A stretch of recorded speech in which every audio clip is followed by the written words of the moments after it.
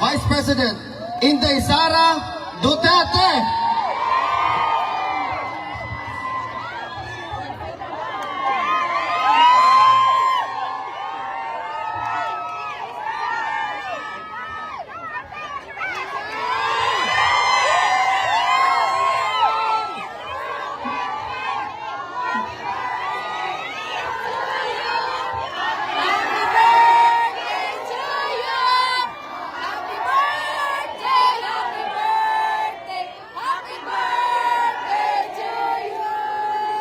Thank you, mga kababayan. Assalamualaikum warahmatullahi wabarakatuh. Madayaw, maayong adlaw kaninyong tanan. Magandang araw sa inyong lahat. Unahin ko po muna ang aking mga pagpapasalamat. Una po, ang pagpapasalamat natin sa Diyos dahil binigay niya sa atin ang araw na ito para tayo ay magsama-sama para sa pagmamahal natin sa ating dating Pangulong Rodrigo Duterte. At pangalawang pagpapasalamat sa Diyos ay binigyan niya tayo ng magandang panahon. Malamig pero may araw. Patay tayo sa sunburn. I-ready ninyo ang inyong mga sunblock. Paniguraduhin ninyo ang inyong mga kutis. At ang sunod na pagpapasalamat ko ay para sa inyong lahat dahil sa oras ninyo, sa pagbabiyahe ninyo, sa suporta ninyo na ipinapakita at sa pag-celebrate ninyo sa araw na ito. Maraming salamat sa inyo. Madami ang galing pa sa ibang bansa, galing sa United Kingdom,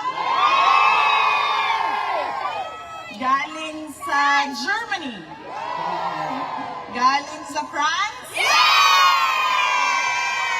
galing sa Ireland, galing sa Belgium, galing sa Italy, galing sa Spain, at yung mga tiga Netherlands. I think meron din galing sa United States of America.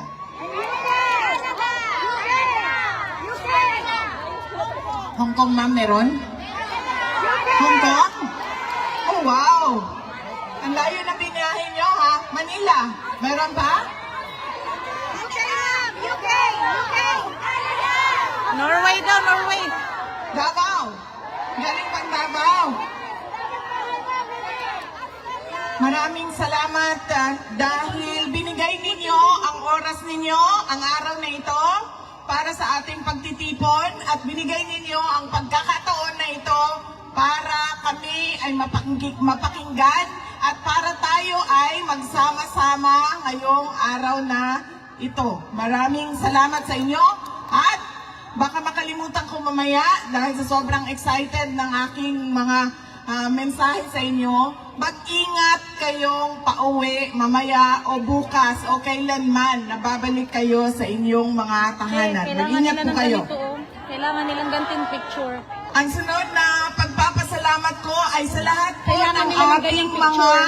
guest speakers Basen, no, ngayong araw na ito. Isa-isahin ko po ang mga pangalan. Tulungan niyo po ako kapag meron akong nakalimutan na pangalan. Ang una pong nagsalita ay si Dr. Richard Mata.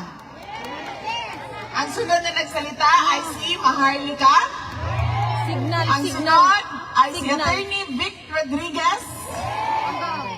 At nandyan din po si Senator Robin Padilla. At si Senator Amy Marcos. And si Senator Rodante Marcoleta.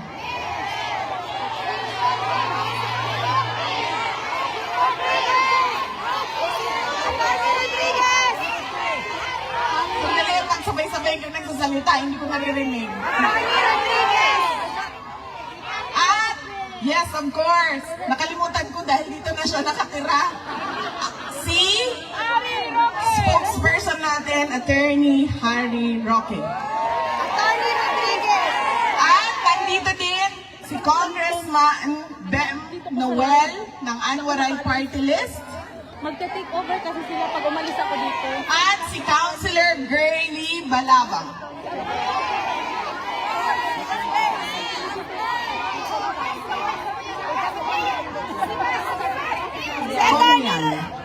Conlan. Malcolm Conlan. Attorney Rodriguez. Lager. Okay. Sino pa? Attorney. Oh, nakalimutan ko ang aking kapatid. Ang aming Vice Mayor-elect at kasalukuyang Mayor ng Davao City, Sebastian Duterte. Kong Claudia Bautista. At Congressman Claudia Bautista ng Davao Occidental. Nagpapasalamat ako sa kanila dahil Malcolm Conlan.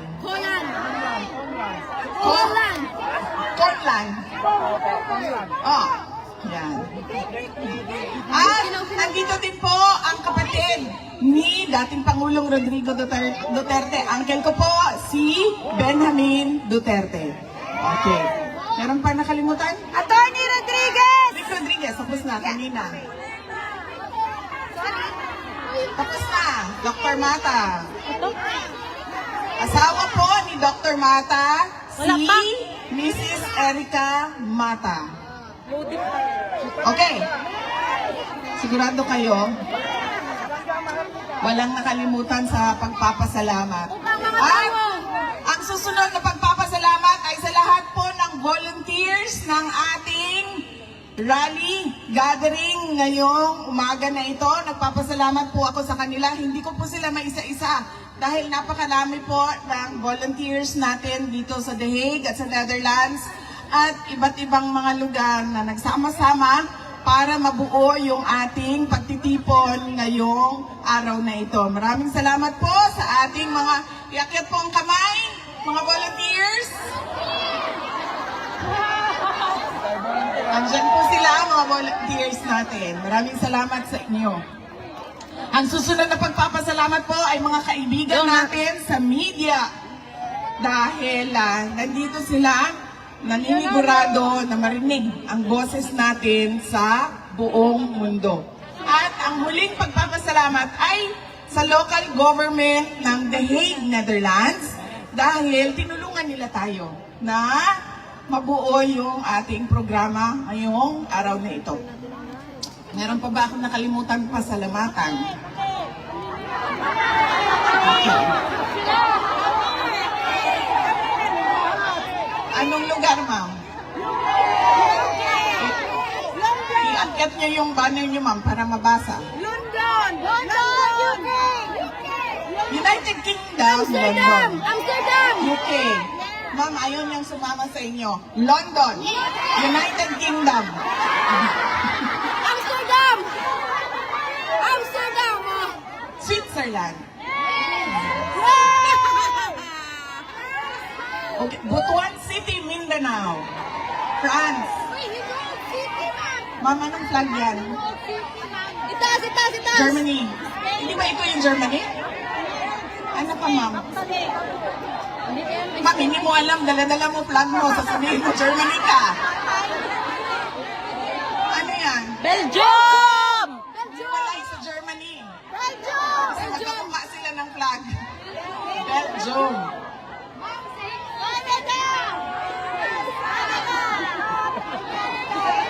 Iceland.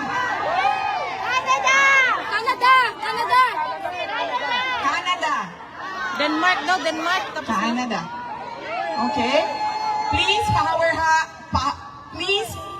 hugs, VP Inday Sara, pabalik na kaming Canada. Yes, ma'am, mamaya, meron po tayong one by one dito, ma'am. Sundin lang po natin yung instructions ng ating mga volunteers para mabilis at ma-accommodate natin lahat. Happy birthday to our future President, VP Inday Sara. We love you and we pray for you, Sara Natix. Maraming salamat. Happy birthday, VP Inday Sara. I love you from Canada, Sara Natix. Ma'am, hindi ko makita. From Sarana Movement. Ay! Magka-birthday tayo! Happy birthday, sir! Amik? UK. Maraming salamat. Ano po ang edad ninyo, sir? 58. Okay. Ako po ay 32. Thank you. Magkalayo po ang edad namin ni sir, pero pareho kami ng birthday. Ayan. 47 na. Ang susunod ko po, anong flag yung dala-dala nila? Ha? Yung flag na blue tapos may yellow. Bangsamoro! Sweden. Bangsamoro! Di bale, sa susunod na balik ko, sana hindi na naman nababalik ako dahil nauwi na natin si Pangulong Rodrigo Duterte. Ay, memorize ko na talaga yung mga flag ninyo. Anong flag ito? Norway. Bangsamoro. Yung red, white, and red, ay blue, white, and red, France. France. Ayan. Ang susunod ko po na mensahe ay mensahe po sa ICC na pakawalan nyo na at ipadala nyo na pauwi si dating Pangulong Rodrigo Duterte sa Pilipinas. Dahil gaano man nasabihin nila na wala na kami kung paano siya kinuha, dinukot, kinidnap doon sa Pilipinas, ang importante ay nandito siya sa amin at tutuloy yung paglilitis, ay dapat hindi ganon. Dahil, di ba, sila yung nagsasabi, lahat may human rights. So, dapat ibigay din nila yung human right ni dating Pangulong Rodrigo Duterte na ibalik sa Pilipinas at i-check ng ating mga lokal na korte kung karapat-dapat ba na siya ay ipadala dito sa dahig. Kaya dapat po hindi natin tigilan ang panawagan natin sa ICC to send him home.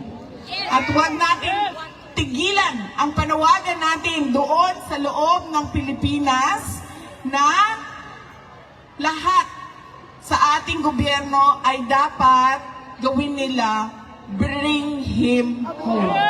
Bring him home! Bring him home! Bring him home! Bring him home! Bring him home! Bring him home! Hindi po dapat ipikit ng korte ang kanilang mga mata na sila ay walang jurisdiction sa kaso. Nagsimula sila sa kanilang investigasyon 2 taon matapos tayo umalis sa pagiging miyembro ng ICC. Hindi po pwede yon na kahit kailan pwede ka mag-imbestiga. Dahil ibig po sabihin nun, kapag sinabi mo, 5 years from now, mag-iimbestiga ako. 6 years from now, mag-iimbestiga ako. 20 years from now, mag-iimbestiga ako. Hindi pwede yun. Dahil ibig sabihin nun, wala nang katapusan. Nakakabulin ka pa ulit-ulit.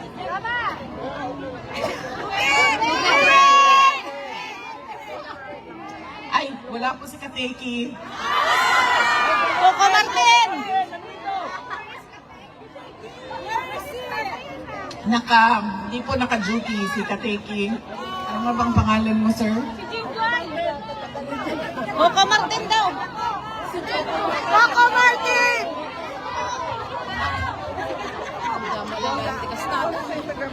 Ano daw, ma'am? Katuko? Katuko? Katuko nandito. Grabe ko naman, ma'am. Kakulay lang ng katuko, mama, pero mas guwapo siya kaysa sa mga tuko. Ano ibig sabihin ng katuko?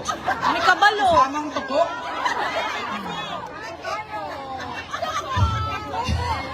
Hindi pwede. Hindi pwede na kung kailan kailan mo gusto ikaw mag-imbestiga, ay ganun ang gagawin mo dahil hindi matatapos eh. Kaya wala na silang jurisdiction sa kaso na ito. Huwag nilang ipikit ang kanilang mata sa pagkidnap sa ating dating Pangulo, sa facts, sa katotohanan na wala silang jurisdiction. Kaya kailangan, huwag natin tigilan. Paulit-ulit ang panawagan natin, ICC, Send him home. Yun lang ang hinihingi naming lahat, mga Pilipino sa buong mundo. Ibalik ninyo sa amin ang aming dating Pangulong Rodrigo Duterte. Yes! Ang susunod ko po na mensahe ay mensahe ng pagpapasalamat sa inyong lahat sa pag-celebrate ninyo. Unang-una noong birthday ni dating Pangulong Rodrigo Duterte noong March 28. At ngayon ang pag-celebrate ninyo sa aking birthday naman, May 31. Binisita ko po kahapon si dating Pangulong Duterte. At sabi ko po sa kanya, ay, unang-una, hindi siya, nahihirapan siya maggupit. Ito pa ha, hindi marunong magluto, hindi marunong magwalis, ay, hindi marunong maglaba, hindi marunong maggupit ng kuko. Agoy! Kasi buong buhay niya pala ay manicurista yung naggugupit ng kuko niya. So kahapon, sinabi sa akin ng gwardya, o ayan, may 2 nail cutter, gupitan mo yung tatay mo ng kuko. Eh hindi din ako marunong maggupit ng kuko ng ibang tao. Kaya ko yung kuko ko, pero pag kuko ng ibang tao ay hindi ko magawa. So nahirapan ako na gupitin ang kanyang kuko. At 2 yung nail cutter, so 2 kami ng nanay ko, yung isang kamay niya nasa akin, yung isang kamay niya nasa nanay ko. Pag ganun siya doon, gugupit kami ng kuko niya. First time in my life, nagupitan ko ng kuko ang aking tatay. Meron palang tao na ganun, no, na hindi marunong maggupit ng kuko. Alam ko din, ayaw ng aking mga anak na maggupit ako ng kuko nila kasi nasasaktan daw sila. Kay puok daw kaayo ko kung maggupit o kuko na wala nang naiwan na puti. Lahat yan. Kasi ayaw ko, hanggang nandyan na yung laman. Kasi ayaw ko yung merong lampas sa lampas sa laman. Gusto ko talaga. Nasa dulong-dulo na talaga. Kaya yung mga anak ko, ayaw din nila magpagupit ng kuko sa akin. Kaya hindi rin ako marunong maggupit nung tama-tama lang na gusto. Depende, iba-ibang gusto ng tao sa kuko nila. So, yun. Ginupitan namin siya ng kuko. Tapos habang naggugupit ako ng kuko sa kanya, nakatingin siya sa akin. Tingin-tingin siya sa akin. Tapos sabi niya, alam mo, habang tumatanda ka, nagiging kamukha na talaga kita. Sabi niya sa akin. Tapos paulit-ulit niya sinasabi, alam mo, kamukha na talaga kita. Tapos sabi ko sa kanya, Papa, kamukha mo ako. So, sinong mas maganda sa amin ni mama ko? Ako o siya? Ay, sabi niya, mas maganda ka sa nanay mo. Pero sa totoo lang, alam nyo, ganun ba yun?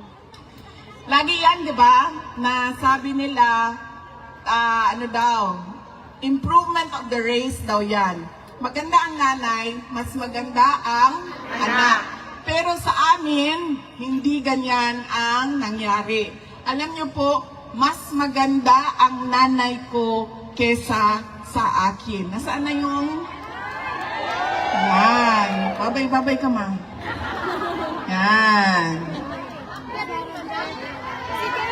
Kung ako ay 31 years old lang, ang nanay ko po ay 47 years old lang po. Yan.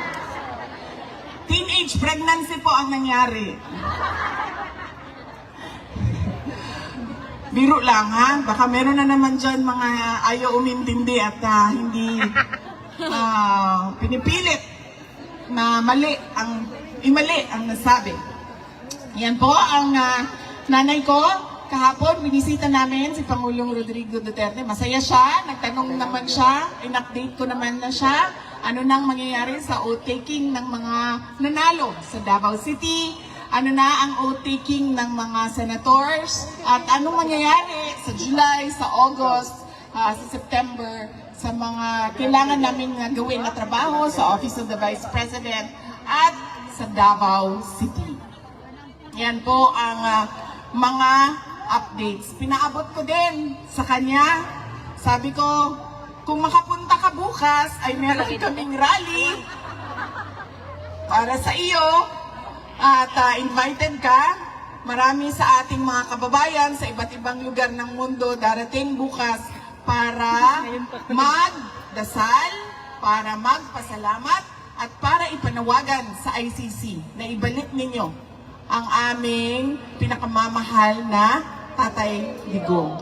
Alam niyo po, kayong lahat ay nandito sa the Netherlands, sa iba't ibang bansa sa Europa o sa ibang continent.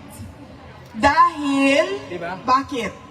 Naghanap kayo ng oportunidad para sa sarili ninyo at para sa pamilya ninyo. Hindi po ba nakakalungkot yon para sa isang bayan na ang mga tao ay umaalis? Dahil unang-una walang trabaho. At kung meron mang trabaho na makita, ay kakapiranggot yung sweldo. Walang pabahay na kaya ng mga tao. Walang healthcare. Napakaganda ng healthcare ninyo dito sa Europa. Doon sa atin, alam nyo ba, di ba? Ang pamilya napupuno sa utang kapag nagkakasakit yung nanay, yung tatay, yung kapatid, yung anak. Nakakalungkot na ganun yung bayan natin. Di ba po ba dapat ang pangarap natin, ang vision natin, ang plano natin ay papunta doon sa kung ano yung nakikita at pinunta natin dito sa Europa. Pero hindi nangyayari iyon. Dahil unang-una sa ating politika. Lahat na lang puro politika, lahat na lang puro dole out, lahat na lang survival ng isang politiko. At ang kanyang pamamaraan para siya ay ma-re-elect na naman, mabalik na naman sa pwesto, ma-re-elect na naman. Pero kung makita mo, ay napakabagal ng pag-usad ng bayan o kung meron mang nakikita na pagbabago sa ating bayan. Kaya napakahalaga, mga kababayan, na tinutulak natin ang ating mga leaders na ibigay ang karapat-dapat na serbisyo sa taong bayan at sa bayan. Hindi mahirap hanapin, hindi mahirap tingnan, hindi mahirap tanungin kung ano ba yung karapat-dapat. Dahil nakikita natin yan sa ibang bansa. Nakikita natin sa Europe, nakikita natin sa Japan, nakikita natin sa Australia, sa Taiwan, sa Qatar, galing akong Qatar. Nakikita natin. Pero bakit hindi natin nakikita sa ating bayan?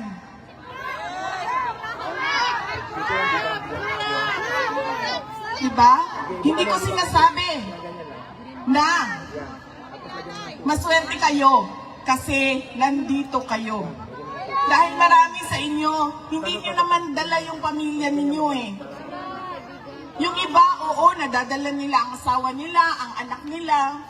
Pero yung iba, nandoon yung pamilya nila. At sila yung naghahanap buhay dito, naninigurado na makatapos, makapag-aral yung nandoon, may bahay, may kinakain, may nabibili ang gamit at mga pangangailangan. Kaya kailangan talaga itulak natin at hingiin natin sa gobyerno.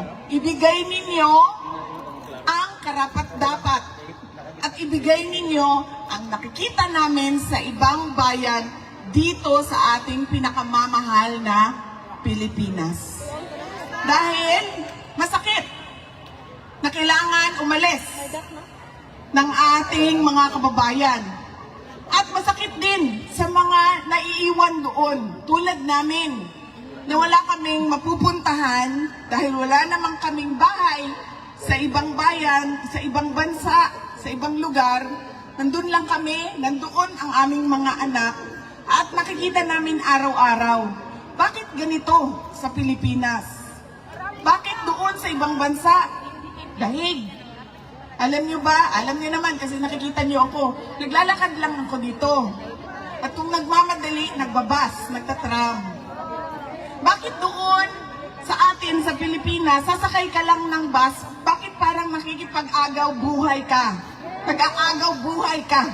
Sasakay ka lang ng bus. Diba? Ang daming-daming namamatay sa tricycle, nababangga, na-hold up. Bakit? Basta lagi. Masakit sa akin. Lalo na, nung gagagaling ko lang sa Qatar, ma'am. So doon sa Qatar, meron silang national ID. Sabi nila sa akin, lahat ng pangangailangan nila nandoon sa loob ng national ID nila. Ganito din sa iba't ibang bansa, diba? Nandoon na lahat. Healthcare mo, driver's license mo, utang mo nandoon. Diba? Nakikita yung utang mo. Nakikita doon kung nahuli ka na ba o hindi. Nakikita doon lahat. Nakikita. At pupunta ka sa hospital, o ayan ang health card ko, babayaran yan ng gobyerno ang aking pagpapagamot.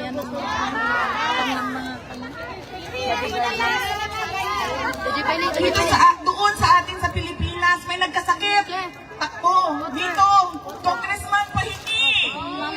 Takbo dito, mayor pahingi. Takbo dito, konsehala pahingi. Tapos, pagpunta mo sa PhilHealth, 2,000. Ibigay sa iyo. Wala nang pera, PhilHealth. Gusto natin ng mas maganda na kinabukasan para sa ating bayan. Hindi tayo titigil, ICC, balik nyo sa amin, si Duterte. Hindi tayo titigil na paghingi sa ating gobyerno na ibigay ninyo ang karapat-dapat na nakikita namin para sa aming bayan. Dahil nakikita namin sa ibang bayan yon, ibig sabihin, pwedeng mangyari yan. Dahil nakikita namin sa iba. Dito ang taksis namin, pinabalik ng gobyerno sa healthcare at sa infrastructure sa Pilipinas. Ang taksis namin, pinubulsa ng mga buhayang politiko. Yan. Dito, ang taxes nababalik sa social services. Sa Qatar, wala silang taxes. Baka may mag-isip sa inyo lumipat ng Qatar. Wala silang taxes doon. Walang deductions at all. Pero libre lahat. Dahil, ano ba, ang treasure o kayamanan ng isang bayan ay hindi ang mga politiko. Ang kayamanan ng isang bayan ay ang mga mamamayan.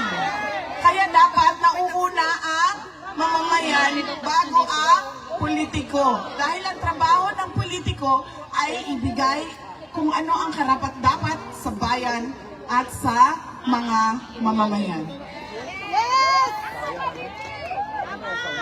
Kaya huwag ninyong kalimutan sa araw na ito, May 31, pagpapasalamat sa Diyos, pananawagan sa ICC, huwag tigilan hanggang hindi ibalik yan. Patay digong natin. At pangatlo, panawagan, demand sa gobyerno ng Pilipinas, ibigay ninyo kung ano yung karapat-dapat para sa taong bayan at sa bayan.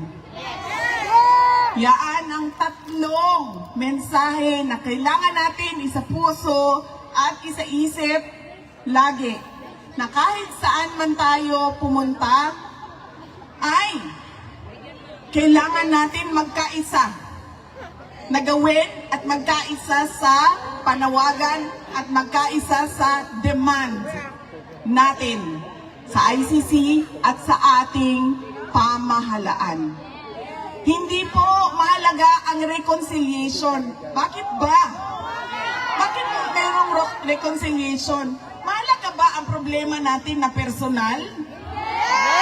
Diba mahalaga ba ang away nating dalawa, ma'am? Hindi. Ano bang pakialam ng mga naghihirap, nagugutom, hindi makapag-aral sa away nating dalawa?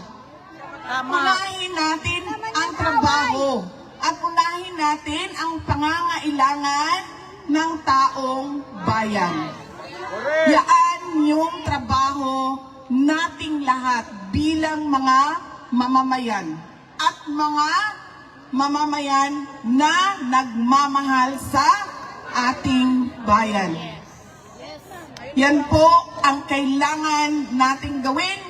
Isa puso, isa isip.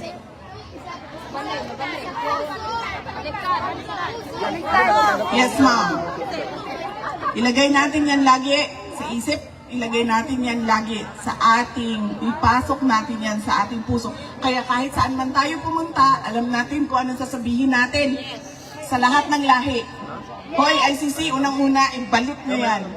Pangalawa, oy, kami pala yun, nasa gobyerno ng Pilipinas. Oy, Inday Sara, magtrabaho. Huwag na yan unahin yung pakikipag-away. Personal na mga problema ng mga politiko. Yan po ang kailangan natin gawin at yan ang ating panawagan. Alam niyo po, madami ang nag-celebrate ng May 31 dahil birthday ni Sir. May go on, Sir? Marami ang naghanda. Nagpapasalamat ako kay Senator Amy dahil merong 3 lechon sa likod para daw sa inyong lahat.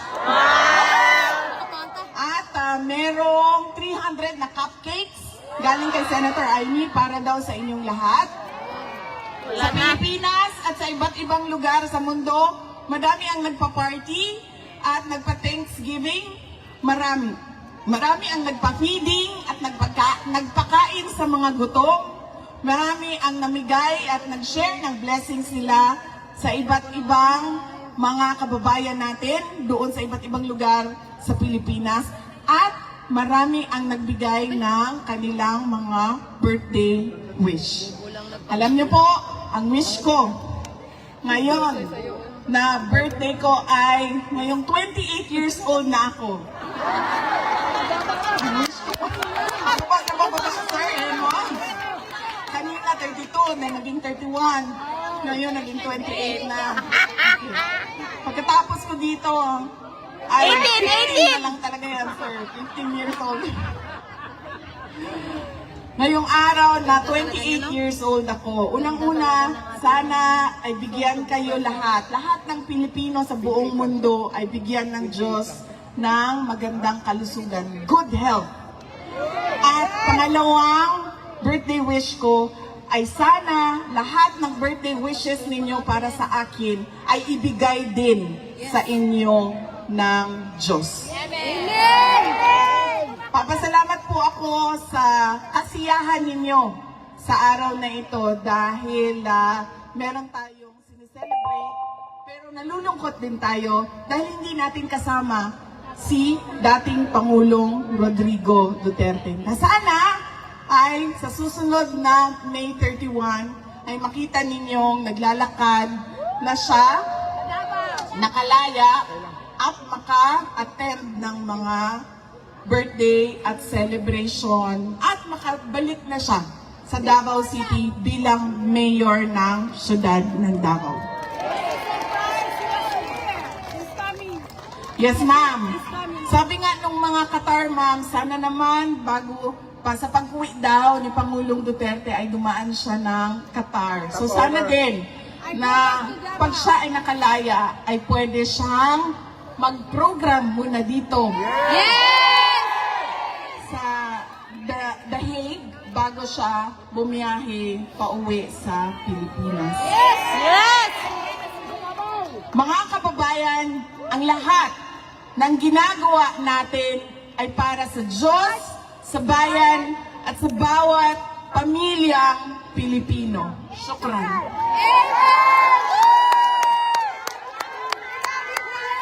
Happy birthday!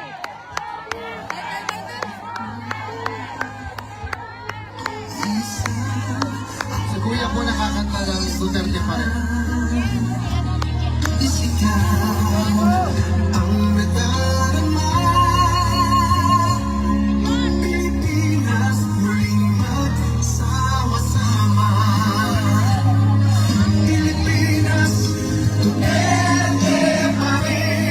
Ladies and gentlemen, by the way, we are going to do the series of events first. Mag-crowd shot muna. Then we will have photo ops with the Vice President.